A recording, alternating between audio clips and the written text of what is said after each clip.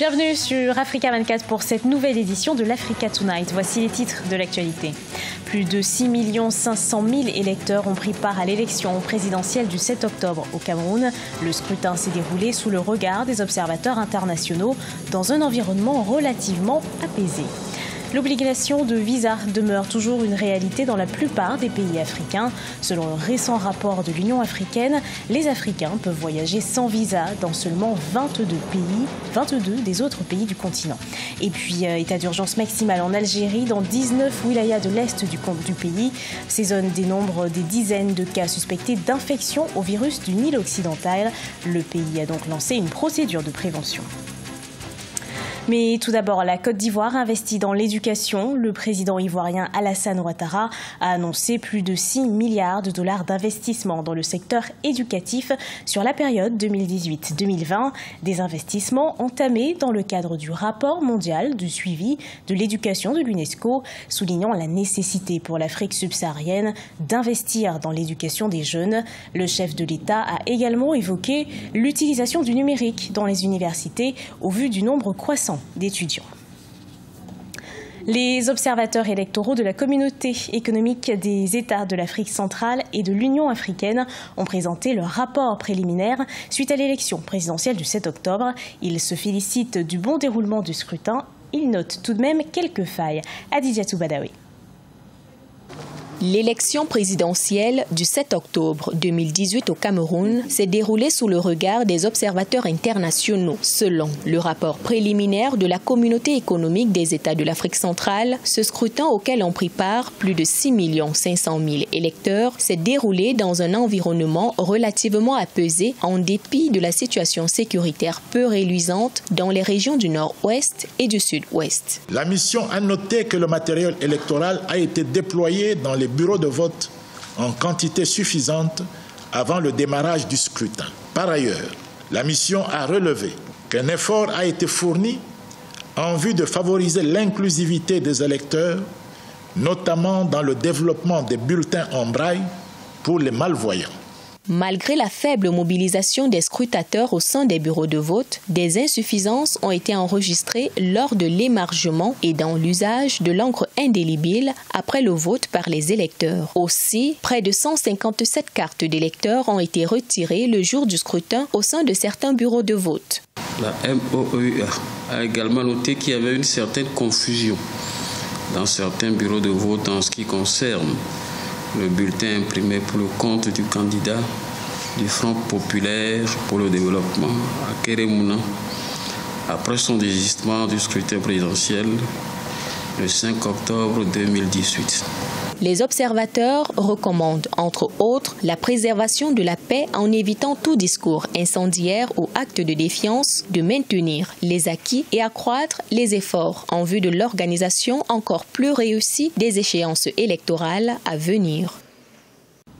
L'obligation de visa demeure toujours une réalité dans la plupart des pays africains, un système qui manque de répondre favorablement aux besoins de transformation économique.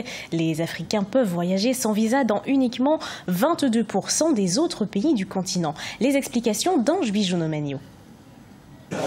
Les pays africains étaient censés supprimer l'obligation de visa pour tous les citoyens africains d'ici 2018. Mais selon un récent rapport de l'Union africaine, les Africains peuvent voyager sans visa dans seulement 22% des autres pays du continent. Ce sujet sensible persiste toujours malgré les recommandations faites sur la libre circulation des biens et des personnes. Le problème, c'est que d'abord, à l'intérieur des pays, il y a beaucoup de tracasseries au niveau des polices qui empêchent vraiment la libre circulation. L'autre aspect de votre question, c'est maintenant le trafic international, notamment aérien. Les questions des visas sont pour bon nombre de pays africains un moyen aussi d'avoir des revenus parce qu'on paye pour les visas et souvent cher.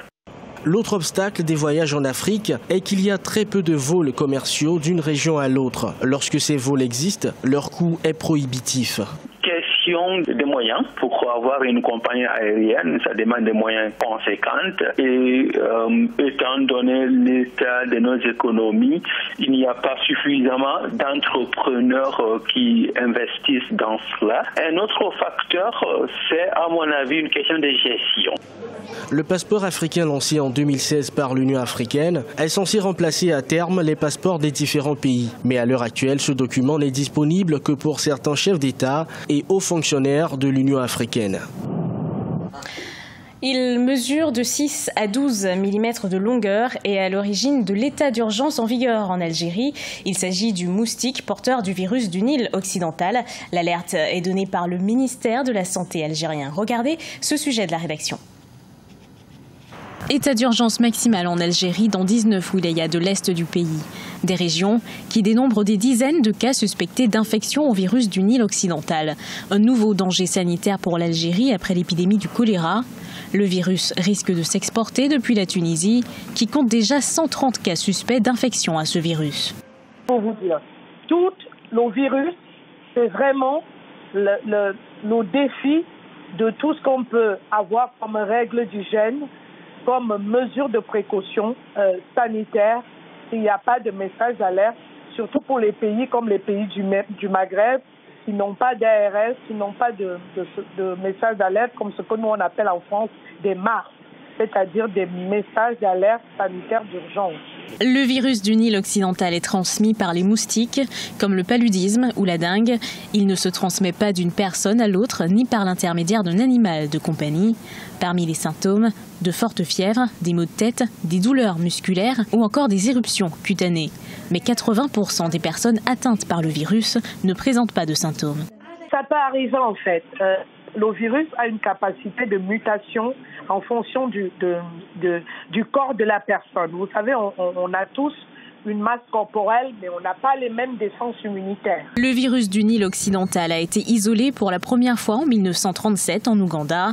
Il existe un test de dépistage, mais aucun traitement spécifique contre ce virus. Les traitements proposés visent uniquement à atténuer les symptômes de cette maladie. Les plus fragiles face au virus sont les personnes âgées de plus de 50 ans. Une bonne nouvelle pour l'Angola. La Banque centrale table sur une réduction de son déficit budgétaire à moins de 1% d'ici la fin de l'année. Une performance qui devrait être stimulée par le plan de stabilisation macroéconomique mis en place par le président João Lourenço depuis son arrivée au pouvoir. Pour rappel, en août dernier, le pays avait annoncé avoir entamé des négociations avec le FMI. Le but, bénéficier d'un programme de financement de 4,5 milliards de dollars. Rapprocher les peuples par le livre, c'est à travers ce thème que s'est déroulée la 5e édition du festival Efrouba en Côte d'Ivoire. Du 3 au 7 octobre, le festival a accueilli des milliers de participants venus de divers horizons. Le Sénégal était le pays à l'honneur. Regardez ce reportage d'Oliva Djakoton commenté par Siamlo Victoria Sedji. Après 2015, 2016 et 2017, le festival Efrouba du livre de Grand Laou dans le sud de la Côte d'Ivoire a tenu ses promesses en ouvrant ses portes à des milliers de participants. Cette 4e édition a vu la participation de plusieurs écrivains, intellectuels, acteurs culturels africains et amateurs de la littérature. Au cœur de cette édition, qui s'est voulue plus riche, la promotion de nombreux ouvrages d'écrivains locaux et africains. Je crois qu'aujourd'hui, nous sommes satisfaits. Efrouba s'est internationalisé.